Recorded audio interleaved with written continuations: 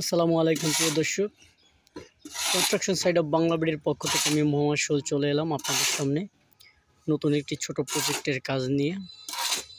তো আজকে এই কাজের ভিডিওতে আপনাদের দেখাবো যে এখানে 12 এবং 13 স্কোয়ার রুম রয়েছে।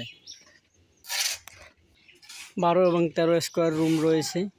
12 এবং 13 একটা স্কোয়ার রুমে কতটুকু খরচ হয়, কতটুকু ইট লাগে, এটা ব্রিক্সের গাঁথনি। ব্রিক্সের একটি প্রজেক্ট যেখানে গ্রেড বিম দিয়ে একতলা ছাদ দেওয়া হবে। এতে যদি শর্ট কলম দিয়ে গ্রেড বিম দিয়ে যদি একতলার ছাদ দেওয়া হয় তো অবশ্যই কোনো সমস্যা নেই। তো নিচে ইটের ব্রিক্সের গাঁথনি 15 ইঞ্চি দিতে হবে এবং গ্রামের বাড়ি 12 এবং 13 স্কোয়ার রুমের এরই যথেষ্ট, এর বেশি আর লাগে না। তো স্কোয়ার পারফেক্ট রুম 12 এবং 13 পারফেক্ট রুম হয়। এই রুমের ভিতরে এইভাবে রুম করলে অন্তত আনুমানিক 5 থেকে 6,000 খরচা হয় একটা ইট এই রুমে।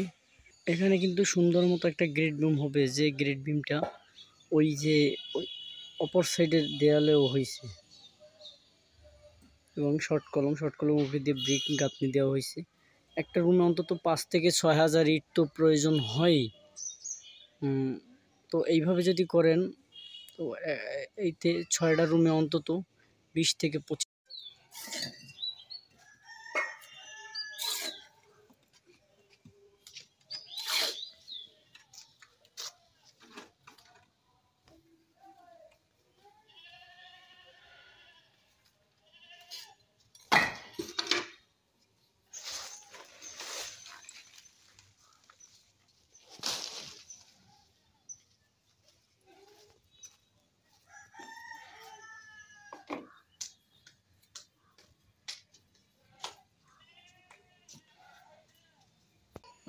ইট 20 থেকে 25,000 ইট খরচা হবে।